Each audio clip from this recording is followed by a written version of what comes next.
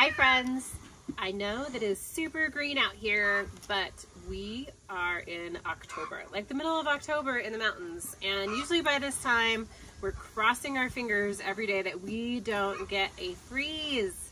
And guess what? It's on our calendar.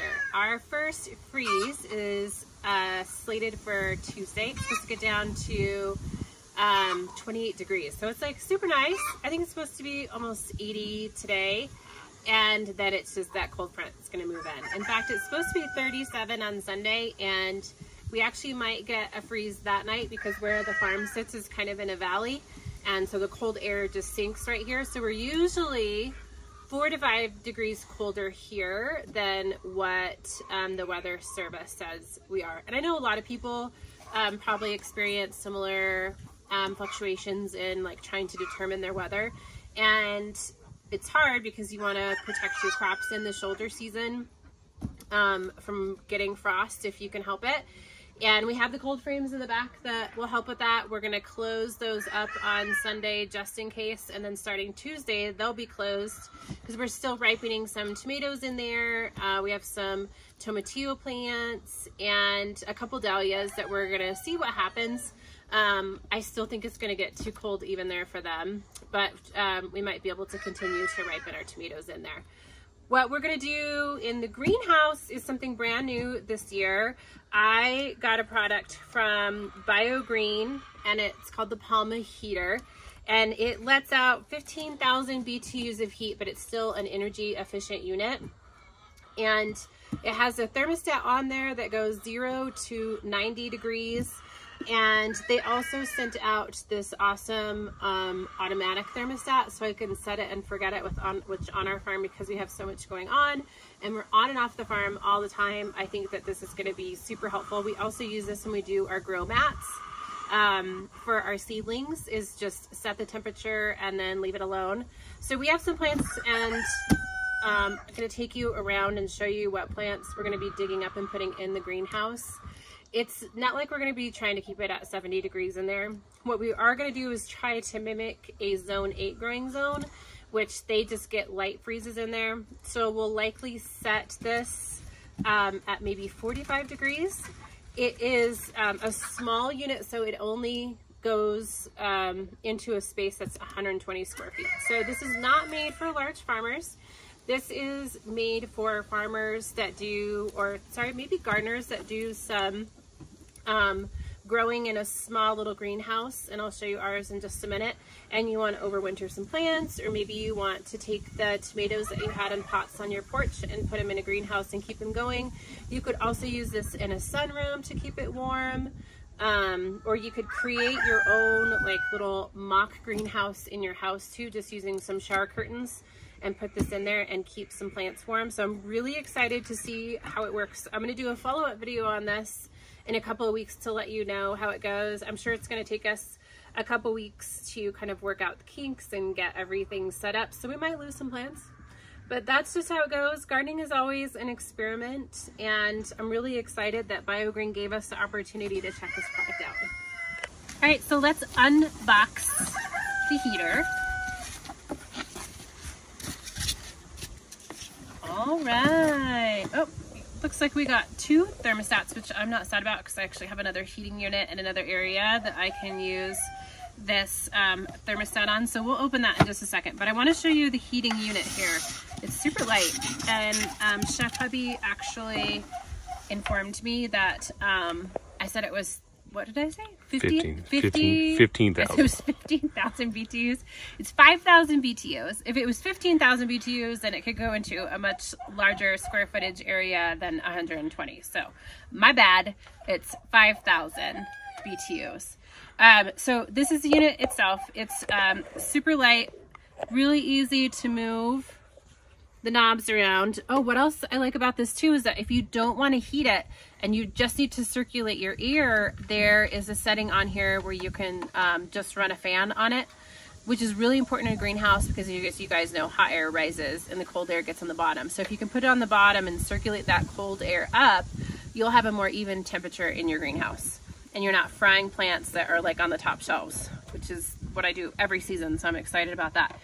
And lastly, and this is super important to me, And probably the biggest reason I was interested in this particular unit is that it's totally encased in stainless steel. So if you go over it with the hose and the water goes on it, you're not going to be ruining the unit. It's not going to trip your breaker, which you can ask my husband. I trip the breakers all the time. He's behind the camera, by the way, so if you see me looking up, it's because I'm looking at him. I wish he would have corrected me in the last video telling me that I said the BTUs wrong, but he doesn't really like this stuff. If you guys want him to be in more videos though, you should definitely comment below because he's pretty funny. Okay, so here's the heating unit itself. I'm not going to hold it up with one hand. I think that this is also important to note because I know a lot of home gardeners are, you know, of different age groups and different capabilities. And so having something that you can just lug around in one hand where you don't need assistance or help and it's not super heavy is helpful. Okay, let's take the thermostat out. And again, I think a little bit earlier I mentioned that I just slowly broke the box. I'm like a kid at Christmas that doesn't want to wait and do things slowly, just rip it. This is a really big heater. Okay, or a thermostat. So here we go. You don't just have to use this heater if you have something else, like I said, that other heater in another spot where we need to keep it warm. Like maybe I'll put this in, maybe I'll put a heater in one of our cold frames too for our tomatoes. So we'll use the thermostat in each spot and let you guys know how that goes. So you plug in the heater here, you turn on the power, and then you can set it and then forget it. This is super light too, but it's really well made. I think this is actually better made than one of the others that we use. And then this is going to be your temperature gauge here. So you're going to want to set it at an area, maybe not right next to the door because it's probably going to be the coldest there. So away from drafts and where you're going to get the most consistent temperature in the area that you're trying to climate control. So let's go set this up really quick in our greenhouse and we'll show you guys what it looks like. Okay, so Chef Hubby's gonna show us how we're gonna set this up in our greenhouse. This is the greenhouse that he built for me last year. Yeah. Yeah, so this is our second growing season. Well, how many square feet do you think this is? Let's show them how far back it goes in case there's people that haven't seen it before. Yeah, it's about 20 feet long. Yeah. And about, what, 4.5 feet wide, so it's about 80 square feet.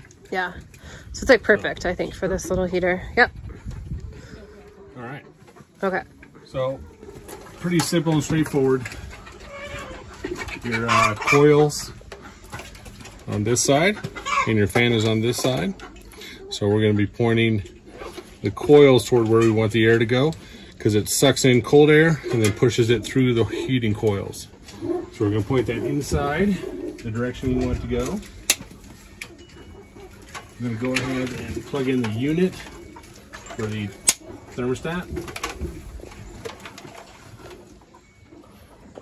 And then the heater actually plugs in to this.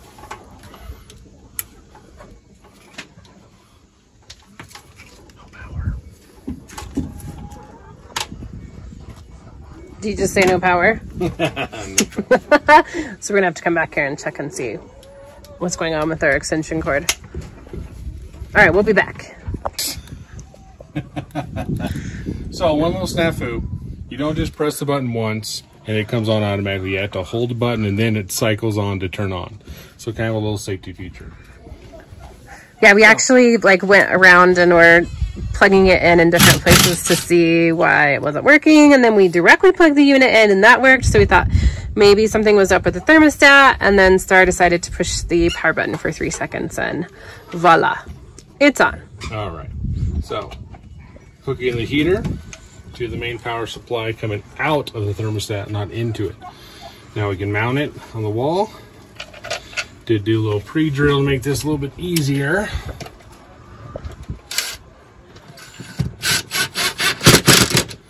Okay, don't cinch that all the way tight because you might crack that plastic. How do you know that, Star? So I read about it on the internet. I've never done that. We busted 1 or 2 of those in our life, so please learn from us. All right, so for our test, you just run it down to the middle, about halfway in between both areas, to do our test runs. And should we go ahead and, oh, it's in the shade. So it is underneath the shade cloth, which is good because you don't want it in the direct sun because that'll make a difference too. I think this is this 50% shade cloth, Sarah, do you remember? This is... Or is it even more than that? This is 70. Yeah, that's 70. So that's quite a bit, but it just gets blasted, and for us, our seedlings just do better with that one. Yeah. So...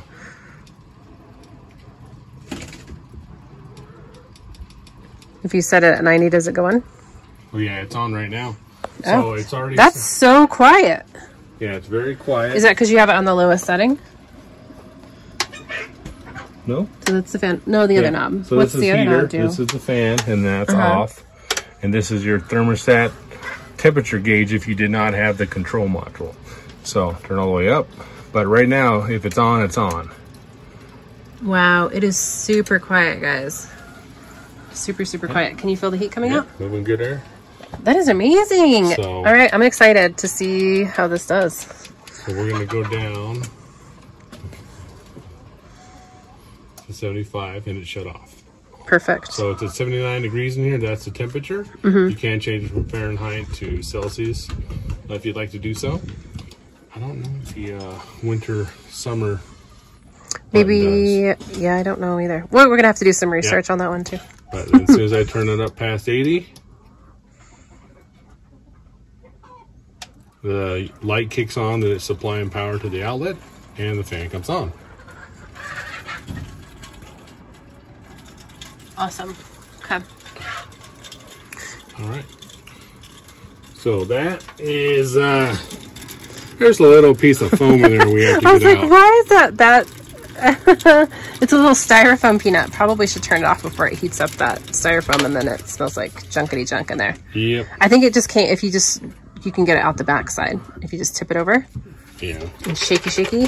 There it goes. There's one piece. The other piece is a little bit bigger. Yep.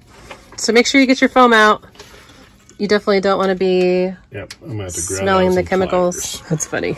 All right. So anyway, that is the heater. I'm going to take you guys around now and show you what plants we're going to be bringing in here, because right now there's nothing in here, and talking a little bit about how we're going to be winterizing everything before the storm comes in. Wait, no, that looks done. No, it's not. This is supposed to be a Queen Alexandria. The melon? These are all lovely. They might be minis. Oh, those are the... Chucks it died. Queen Alexandrias? Yeah. These are yours now. So, why do you guys have the vacuum out in the pumpkin patch? You see, there are these little black bugs that if you squish them, they don't die. So you either burn them or get rid of them. Oh no, you're mixing up the blister beetles with squash bugs and stink bugs, which we mostly have stink bugs here. So, yeah, the dog is like, I'm out. So what are you doing with the vacuum? Vacuum them up.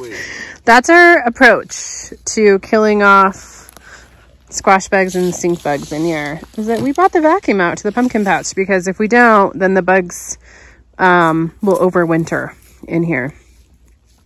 And I would like to grow pumpkins in here and not have to move my pumpkin patch. So yeah, and this is like the second time that the kids have used a vacuum. And what did you guys use it on last year? In the kale? And then that didn't work. And that was for blister beetles, so they ended up, oh, and kohlrabi, so they ended up using fire to kill those. Leave it to the kids to always be inventive. We're going to take a walk over to the plants that we're going to be digging up and putting into the greenhouse.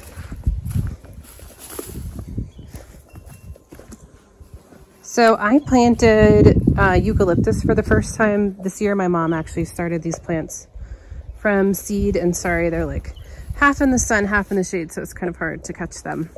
But this eucalyptus can only go to zone 8, so it's coming out. And there's a couple of little plants of eucalyptus that I also want to save and see if I can get them to grow a little bit over the winter time and start them in the spring. And the artichoke is also a zone 8. I could grow these as an annual, and I think I will do that as well. But I'd like to see, because I have some bigger pots and some extra dirt anyway, if I can bring them in and see how they do. Like, and I think I want to do that just because, like, look, this one's about to flower. This one here is in the process of flowering, and I just had a lot of fun using them in arrangements this year. And then we'll also be taking this lemongrass out to overwinter in there as well. Everything else in here is a perennial that's pretty easy to start from bulb or seed. So it'll be sad to see this next week looking a whole lot different, but I'm glad that I get to kind of give you a little bit of an overview of the farm right now, and then I'll show you after the frost that morning what it looks like. And I might have some things that can survive it. Like, I still have a lot of Snapdragons that look like they're ready to come in, but those Cosmos in the back will go bye-bye. This bean, which is one of my favorites to grow. I'm going to show you. It's a Scarlet runner bean. Look at those seeds. We call them the Jolly Green Giant magical bean for kids because they're just fun to open up and plant. And a lot of people use them as dried beans, but they're just not my favorite, so I grow them for decorative purposes. The Chantilly Snapdragons are still blooming, which is amazing. I'm really hoping that this oregano that looks like hops makes it through the winter. I might pull up 1 or 2 of them, leave 1 in the ground, and then bring 2 in, just to have a couple extra in case they don't, and then see how they do. The mint plant, all these will come back. I have a really fun, I think this is supposed to smell like cilantro. Let me see, I can't remember. Yep. So it's a different kind of cilantro that I grew this year. It just stayed really small. I don't know if I just have it in the wrong spot, but a lot of people were using them for cut flowers. So I just wanted to see if that was gonna work. The Impatiens just started fleshing out within these last 3 weeks. I'm pretty sad that they're gonna disappear. They definitely won't make it through the frost. The vinca will be fine. The grass will be fine. Yet another year where we are not going to see colors on the tree because it's going to just drop the leaves whenever we get frost like that, which is unfortunate because these trees are really pretty. Darn tree of heaven whenever they turn colors, but our climate just freezes too quick for that. So all of this will also freeze. The sage will still be pretty. We're not going to do a lot of cleanup this winter. We want to have a habitat for insects and birds over the winter, so a lot of this is just going to stay put.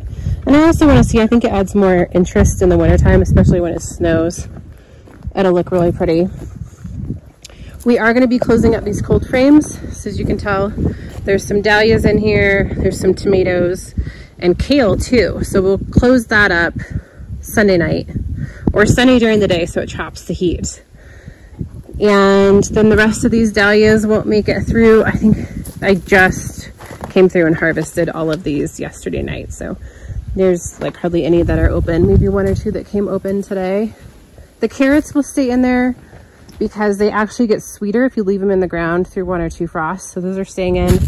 The chard will feed to the chickens, and then this cold frame, this large cold frame here, is just chock full of tomatoes that still need to ripen, and tomatillos. So we'll close this down to give all these tomatoes a chance to ripen. And they can ripen in the house as well. If you just have a cookie sheet and put them on there, they'll start ripening. In fact, I'll probably cut some of these because we're headed out of town for the weekend to take with us. Look at that ginormous heirloom there. And then lastly, this cold frame over here is going to be used over the wintertime to house some of our rabbits. So the kids are going to come in and move some things around because right now it's just storage for our seedling tables and the brooder, which we will wrap in plastic, and some shelving units. So they'll come in here and take care of that so that we can move the cages in here so that the rabbits have a place to be out of the elements. Look at this big old hitch for these guys. Hi! Are you spoiled, Velvet? Are you spoiled? Can't really see her in there. 3 buns in there. So anyway, that is it. time to get ready. It is so gorgeous outside. It's amazing. This place is going to be a whole new world next week. Well, thank you guys for tuning in to this mid-October get ready for fall video. I will come back next week and let you guys know how it looks. I'm sad. I think I could deal with like at least 2 more weeks of fall and pretty flowers, but I'm also looking forward to some time on the couch in front of a fire with a blanket, snuggling with my cats, reading some books. I have some great books to catch up on to get us started for next year. I'm relishing the opportunity to get some knowledge and actually take a break this winter because I didn't do that last year. And I think, you know, it's good for all of us to reset and take a break. So we will take a page out of nature's playbook and do just that. See you next time.